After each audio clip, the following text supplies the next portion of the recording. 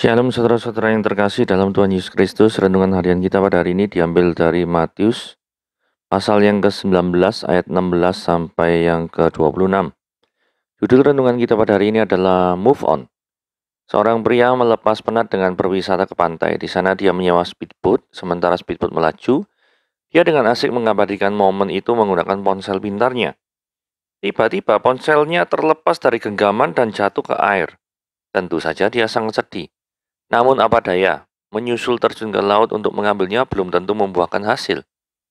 Bisa-bisa tindakan itu malah membahayakan nyawanya. Pria itu pun merelakan ponselnya sembari berkata dalam hati, "Beruntung bukan aku yang terjatuh ke laut." Seorang muda yang kaya bertanya pada Yesus mengenai cara upaya memperoleh hidup yang kekal. Namun ketika Yesus menjawab dia harus menjual segala hartanya dan membagikannya pada orang yang tidak punya, dia pergi dengan hati yang gelisah karena dia sangat kaya dan tidak mau menjual hartanya. Sikap berat hati melepaskan hartanya itu juga membuatnya gagal memperoleh hidup yang kekal. Ada kalanya kita harus merelakan sesuatu yang kita anggap berharga demi mencapai tujuan hidup dalam keselamatan sejati. Sekalipun terpaksa, belajar untuk rela melepas adalah pilihan terbaik. Tidak membiarkan diri terkungkung perasaan-perasaan negatif yang ditimbulkan seperti duka cita, rasa kehilangan, dan rasa bersalah adalah solusi bijak untuk melanjutkan perjalanan. Bukankah mencapai tujuan dengan selamat adalah hal yang lebih penting? Inilah yang disebut dengan move on. Berbalik dari hal yang lama menjadi kenangan tanpa harus melupakannya untuk terus berjalan dengan mengarah pada tujuan. Jangan berlarut-larut pada rasa bersalah dan duka cita karena kehilangan di tengah perjalanan supaya kita selamat sampai tujuan.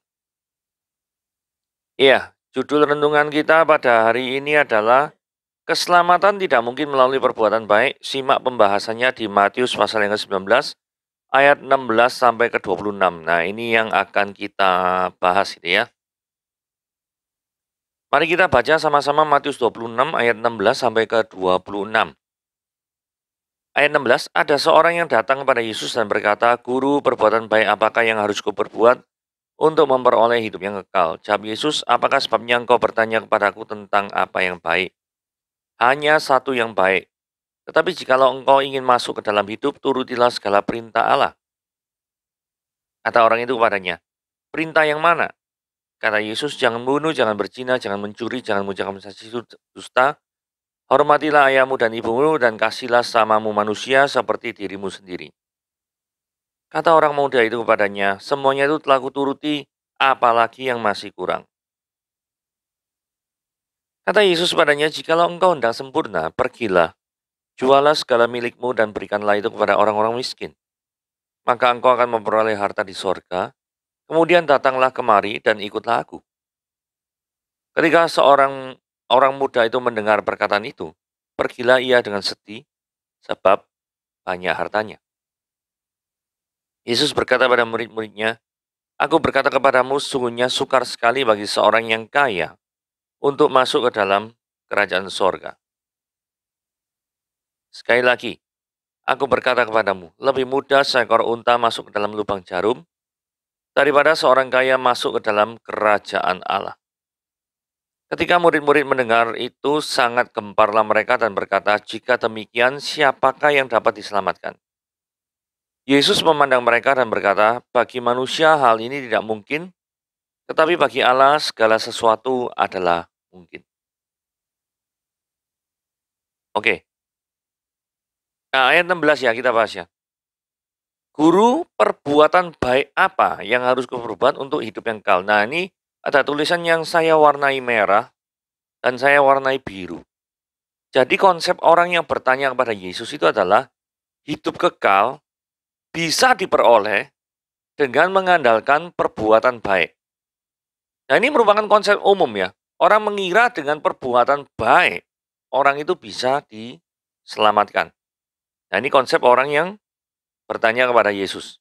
Ayat 17, Yesus jawab gini, "Apa sebabnya engkau bertanya kepadaku tentang apa yang baik? hanya satu yang baik. Tapi jikalau engkau ingin masuk ke dalam hidup, turutilah segala perintah Allah. Jadi maksudnya gini ya, kalau engkau itu percaya bahwa hidup kekal bisa dimungkinkan melalui perbuatan baik, maka yang harus dilakukan adalah menuruti 100% perintah Allah hukum Taurat. Gitu ya. Nah, hal yang menarik di sini adalah Yesus berkata, turutilah segala perintah. Bukan cuma turutilah perintah Allah. Kalau mau turutilah perintah Allah, mungkin ada sebagian dituruti, sebagian enggak masalah. Tapi ini segala perintah Allah. Bukan hanya sebagian, tapi segala. Nah, kemudian di bagian atas, itu adalah dikatakan Yesus, apa sebabnya engkau bertanya kepadaku tentang apa yang baik? Kemudian kita mikir ya, memangnya kalau bertanya tentang hal yang baik kepada Yesus, kenapa? Ya, karena konsep pemuda ini tentang kebaikan, itu adalah kebaikan relatif. Bukan kebaikan dari sudut pandang Allah. Kalau kebaikan dari sudut pandang Allah adalah segala sesuatu dilakukan itu dengan tujuan kepada Allah, bukan kepada manusia. Maksudnya engkau melakukan A, B, C, D, E, perbuatan-perbuatan baik, itu semuanya ditujukan kepada Allah, didasari atas rasa cintamu kepada Tuhan. Karena ada orang yang melakukan perbuatan baik, itu bukan ditujukan kepada rasa cintanya kepada Tuhan, tetapi rasa cintanya terhadap diri sendiri. Alias, dirinya tidak mau berkorban untuk do the good things for the glory of God. Kok tahu? Kita lihat ya. Nanti kita lihat ayat-ayat di bawahnya. Kata orang itu kepadanya, perintah yang mana? Yesus kan ngomong, segala perintah Allah. Orang ini kayak tanya balik ini ya. Perintah yang mana? Wah. Kata Yesus, jangan bunuh, jangan zina, jangan curi, jangan ucapkan saksi dusta. Hormatilah ayah ibumu dan kasihlah samamu manusia seperti dirimu sendiri. Orang muda ini ngomong, duh, semuanya itu sudah kuturuti. Apalagi yang masih kurang? Wah, ini gua ya nih ya. Luar biasa nih. Ngomong, apalagi yang masih kurang? Yesus bilang ini, jikalau engkau hendak sempurna, jualah segala milikmu dan berikanlah itu kepada orang-orang miskin. Maka engkau akan memperoleh harta di sorga. Kemudian datanglah kemari dan ikutlah aku. Nah, dari sini ini kita lihat ya. Dari sini kita lihat. Hati seseorang itu melekat kepada siapa? Nah, kebaikan yang sejati tadi Yesus ngomong ya, hanya ada satu. Masih ingat? Ini ya. Hanya ada satu yang baik, yaitu dirinya sendiri. Nah, kalau kita lihat, engkau memperoleh harta di surga. Yesus ini ingin tahu, orang ini yang katanya melakukan segala hukum Taurat, ya toh, sudah melakukan sejak masa mudanya. Hatinya ketika melakukan itu melekat kepada siapa? Ternyata dapat kita lihat, ayat 22 nih, orang muda itu mendengar perkataan itu, pergilah dengan sedih sebab banyak hartanya. Artinya, hatinya melekat pada harta, dan dia tidak mau menjual segala miliknya dan memberikan kepada orang miskin. Ini mengundang pertanyaan gini, apakah hal ini berlaku untuk setiap orang yang kaya? Kalau kita lihat di dalam Alkitab, tidak seperti itu. Daud adalah raja, Abraham adalah orang yang kaya, Salomo apalagi. Tapi tidak pernah Daud, Abraham, dan Salomo itu mendapatkan pertanyaan atau disuruh jual seluruh hartanya oleh Tuhan. Nggak perlu, nggak pernah. Pertanyaannya, kenapa kok Salomo, Daud, dan Abraham tidak pernah mendapat pertanyaan seperti itu? Karena hati Salomo, hati Abraham, dan hati Daud tidak melekat pada harta benda-benda duniawi. Kok tahu? Daud adalah orang raja yang sangat-sangat merindukan pembangunan bait Allah. Betul ya? Kalau kita lihat, kalau kita melihat orang yang benar-benar hatinya itu melekat pada harta, orang-orang itu tidak akan menghabiskan daripada harta miliknya untuk membangun sesuatu yang bersifat rohani dalam pengertian yang nggak ada untungnya bagi dirinya sendiri. Nah ini Daud rindu sekali untuk membangun. Memang yang bangun nanti akhirnya Salomo. Tetapi Daud memiliki kerinduan seperti itu. Hatinya tidak melekat kepada harta. Kalau melekat pada harta, buat apa bangun rumah Allah? Buat aja istana untuk diri sendiri, kan lebih enak. Tapi Daud tidak seperti itu. Abraham, pada waktu sengketa dengan Lot, apakah Abraham melekat pada harta? Enggak. Pada waktu sengketa sama Lot, lebih tepatnya pekerja-pekerjanya yang bersengketa, Abraham milih, lu mau ke kiri, gua ke kanan. Lu mau ke kanan, gua ke kiri. Lalu waktu itu Lot kan memilih yang bagian yang terbaik. Kalau memang benar-benar Abraham itu adalah orang yang rakus, maka dia bisa saja ngomong sama Lot, kamu kan keponakanku, aku lebih tua dari kamu, maka aku akan milih tanah yang hijau, kamu yang gersang saja. Ingat ya, Abraham tidak pernah melakukan hal yang seperti itu. Luar biasa bukan? Dan Abraham juga orang yang bukan minta gratisan. Ketika Abraham mau menguburkan daripada Sarah. Nah, dia akan ngomong sama orang Het, pengen untuk menguburkan di Gua Mahpela itu ya. Nah, Abraham itu pengen membeli tanah itu. Tidak mau dikasih gratisan. Kalau memang orang hatinya melekat pada harta, ya pengennya gratisan tok. Ya toh? Tidak mau berkorban, tapi pengen mendapatkan. Nah, ini kan ciri-ciri orang serakah kan seperti ini. Tidak mau berkorban, tapi selalu pengen mendapatkan yang terbanyak. Nah, kayak gitu. Salomo, kita sama tahu, dia pada waktu pertama kali jadi raja, itu tidak meminta kerajaan, harta kekayaan, enggak. Tapi hikmat untuk mengadili sesuatu dan mengambil keputusan. Kalau misalnya Salomo itu melekat pada harta, maka Salomo pasti akan minta yang namanya apa? Wah, istana diperbesar lah, daerah kekuasaan diperbanyak, terus hasil bumi yang melimpah-limpah, kemakmuran, enggak. Salomo tidak meminta itu semua. Jadi dari 3 tokoh ini kita belajar. 3 tokoh Alkitab dalam perjanjian lama, hati mereka tidak melekat kepada harta benda duniawi. Pertanyaannya, hatimu melekat enggak pada harta duniawi? Oke, ayat 23. Yesus berkata pada murid-muridnya, Aku berkata padamu, sesungguhnya sukar sekali bagi seorang kaya masuk ke dalam kerajaan surga. Yang jadi pertanyaan, kenapa sih kok sukar? Karena menganggap kekayaan adalah segalanya. Itulah sebabnya orang tidak mau melepas kekayaan. Kekayaan sudah menjadi berhala dalam hidupnya. Pertanyaannya, tidak semua orang di dunia ini menjadikan kekayaan adalah berhala dalam hidupnya. Ada orang-orang tertentu yang menjadikan hobi itu adalah berhala dalam hidupnya. Ada orang yang bisa main game berjam-jam,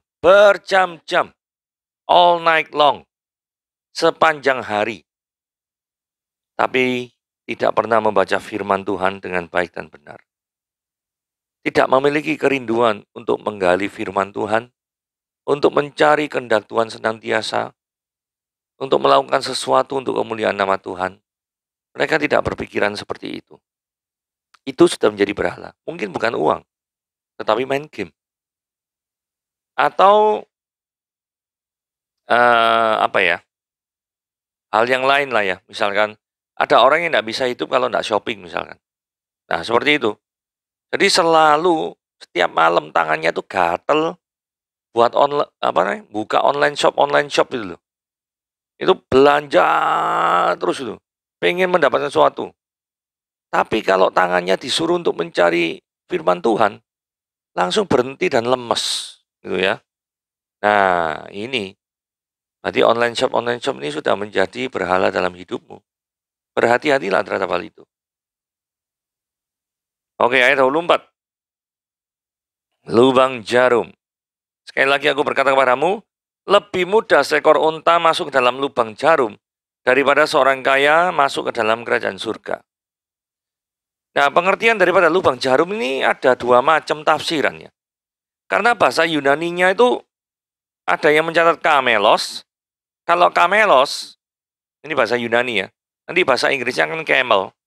Memang ini artinya adalah unta. Tapi ada beberapa yang menafsirkan adalah kamilos, itu tali tambang.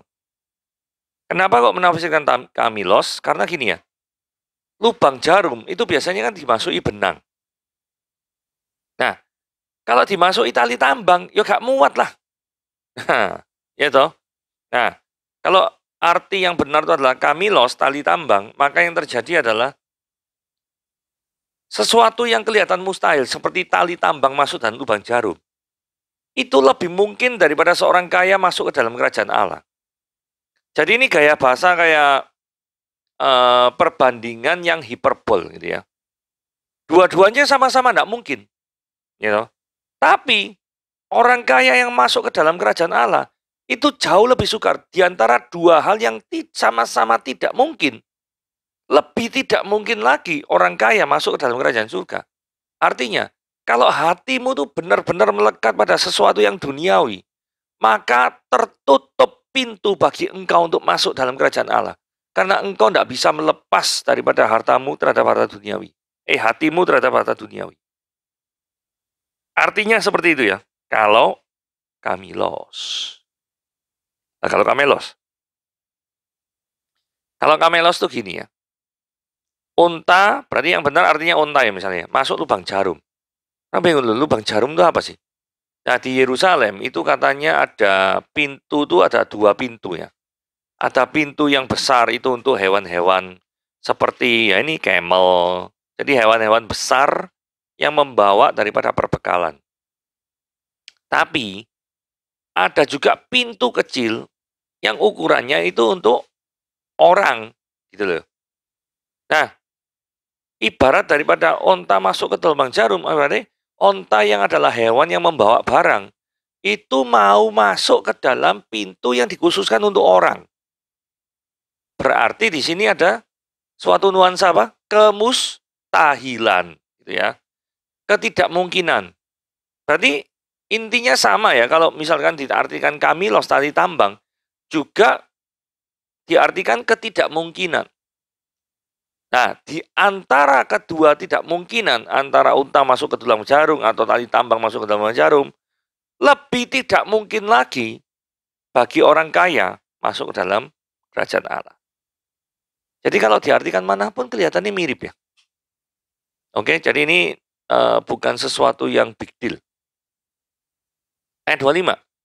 Ketika murid-murid mendengar itu, entah mendengar unta atau mendengar tentang tali tambang ya, tetapi kesan kemustahilan ini kita bisa merasakan. Karena dia ngomong gini, jika demikian, ini ngomongannya murid-murid ya, siapakah yang diselamatkan? Berarti kan, wah kalau ini tidak mungkin, terus orang kaya itu lebih tidak mungkin. Maka sih diselamatkan itu siapa? Masuk. Kalau kita menafsirkan seperti itu cocok. Jadi murid-murid menangkap kesan kemustahilan. Entah tali tambang masuk ke lubang jarum, entah unta masuk lubang jarum, atau orang kaya masuk kerajaan surga, tiga-tiganya ini adalah kesan kemustahilan. Nah, intinya gini, kalau diaplikasikan dalam kehidupan sehari-hari, memang mustahil masuk dalam kerajaan surga kalau mengandalkan kekuatan diri sendiri. Intinya seperti itu. Kembali lagi ke orang muda itu ya. Orang muda itu apa? Pikirannya selalu apa? Aku bisa berbuat sesuatu, aku bisa lebih baik. Kurang apa? Tolong Yesus, tell me. Bilangi saya, beritahu saya kurang apa untuk memperoleh hidup kekal. Ya kurang itu. Kamu tidak mau melepas daripada hartamu di dunia karena jiwamu melekat kepadanya. Jadi kalau Anda itu ya, jiwamu melekat pada game, jiwamu melekat pada online shopping, atau jiwamu melekat pada apapun yang menjauhkan engkau dari relasimu dengan Tuhan, berhati-hatilah. Karena itu bisa membawa kamu ke neraka. Karena hatimu terpaut kepadanya. Sehingga orang-orang ini sama seperti apa? Sama seperti orang kaya sukar masuk ke dalam kerajaan Allah. Gitu ya. Jadi ada kesan kemustahilan. Tapi ini adalah penghiburan yang sejati. Yesus memandang mereka, Yesus menangkap, ini murid-murid menangkap kesan kemustahilan. Dan berkata, bagi manusia hal ini apa? Tidak mungkin atau mustahil. Tapi bagi Allah segala sesuatunya mungkin. Maksudnya gini ya. Saudara, kalau kita lihat contoh tadi ya, orang yang kecanduan game sama orang kecanduan online shop misalkan. Saudara, tidak mungkin dengan kekuatan sendiri orang itu bisa lepas dari kecanduannya. Kalau hatinya tidak diubah oleh Tuhan, kalau pemikirannya tidak diubah oleh Tuhan, maka pemikirannya itu ya masih menganggap game adalah segala-galanya dalam hidupnya. Bukan berarti orang tidak boleh main game ya, boleh-boleh saja. Tapi kalau itu sudah menguasai seluruh daripada hidupmu, dan kamu sampai berpikir can live without that, terus itu can live without that itu lebih tinggi nilainya daripada firman Tuhan, maka berhati-hatilah. Jangan sampai engkau jatuh. Nah, perubahan paradigma dari game adalah segalanya dalam hidupku, online shop adalah segalanya dalam hidupku, maka pemikiran itu bisa diubahkan ketika Anda percaya kepada Yesus Kristus melalui karya penebusan di kayu salib. Kok bisa? Karena begini, hal yang paling bermasalah dalam hidupmu itu adalah segala dosamu. Karena dosa itu, upah dosa adalah maut. Itu yang membawa engkau ke neraka. Yang masalah paling besar dalam hidupmu itu bukan gini ya. Ketika main online shop gagal mendapatkan diskon besar. Bukan itu. Masalah yang terbesar dalam hidupmu bukanlah ketika main game gagal mendapatkan senjata. Atau uangnya tidak bisa tidak bisa membeli senjata sehingga kamu melawan raja, kalah. Raja di game itu kalah. Bukan itu masalah yang terbesar dalam hidupmu. Masalah terbesar dalam hidup adalah dosamu. Dan dosa-dosamu, seperti pemuda tadi, tidak bisa diselesaikan dengan cara apa? Perbuatan manusia sendiri. Hanya bisa diselesaikan melalui apa? Melalui karya penebusan Kristus. Yang bagi manusia itu tidak terpikirkan sebelumnya caranya seperti apa. Tetapi bagi Allah, cara itulah yang paling baik. Itulah sebabnya arti daripada firman, bagi manusia hal itu tidak mungkin, tetapi bagi Allah segala sesuatu mungkin. Ingatlah, tidak ada jalan lain kecuali hanya percaya kepada Yesus sebagai Tuhan dan Juru Selamat, maka Anda diselamatkan. Dibebaskan daripada segala kecanduanmu, dibebaskan daripada segala keterikatanmu, datanglah kepada Yesus. Tuhan Yesus memberkati.